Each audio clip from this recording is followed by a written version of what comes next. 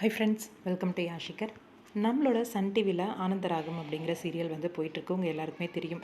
இதில் கொஞ்ச நாள் முன்னாடி வரைக்கும் ஆனந்தராகம் சீரியலில் சங்கீதா இவங்க வந்து ஒரு நெகட்டிவ் கேரக்டரில் வந்து நடிச்சிட்டு இருந்தாங்க. நெகட்டிவ் லீடாக வந்து பண்ணிகிட்டு இருந்தாங்க. இவங்க வந்து கன்சீவாக இருக்காங்க அப்படிங்கிற அப்டேட் ஆல்ரெடி கொடுத்துருந்தாங்க. அவங்களோட வளைகாப்பும் ரீசெண்டாக தான் நடந்து முடிஞ்சுது. இவங்களுக்கு அழகான பெண் குழந்தை பிறந்திருக்கு. அதை பற்றி ரீசெண்டாக அவங்களோட இன்ஸ்டாகிராம் பேஜில் வந்து ஷேர் பண்ணியிருக்காங்க. அவங்க அப்பாங்க வந்து குழந்தைய தூக்கி வச்சுட்ருக்க மாதிரி ஒரு பிக் வந்து போஸ்ட் பண்ணி குழந்தை பிறந்துருச்சு அப்படிங்கிற மாதிரி இட்ஸ் எ பிரின்சஸ் அப்படின்ற மாதிரி போஸ்ட் பண்ணியிருந்தாங்க. சங்கீதா பொறுத்த வரைக்கும் ஒரு நெகட்டிவ் லீடாக வந்து ஆனந்தராகம் சீரியலில் நடிச்சிருக்காங்க. அந்த சீரியல் அவங்களோட திருமணத்துக்கு பிறகு சீரியல்லேருந்து விலகிட்டாங்க. உங்கள் எல்லாருக்குமே தெரியும். ஒரு சினி ஆக்டர் தான் வந்து திருமணமும் பண்ணியிருக்காங்க அவங்க. ரொம்பவே பியூட்டிஃபுல்லாக போயிட்டுருக்கு அவங்களோட திருமண வாழ்க்கையில். அவங்களோட திருமண வாழ்க்கைக்கு ஒரு அடையாளமாக அவங்களோட குட்டி வந்து வந்திருக்காங்க ரீசெண்டாக. இட்ஸ் எ கேர்ள் அப்படின்னு சொல்லி ரீசெண்டாக போஸ்ட் பண்ணியிருந்தாங்க.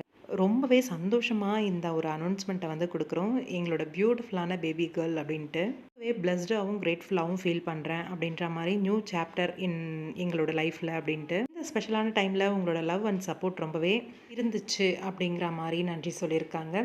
வாழ்த்துக்கள் சங்கீதா, உங்களுக்கும் உங்களோட கணவருக்கும்.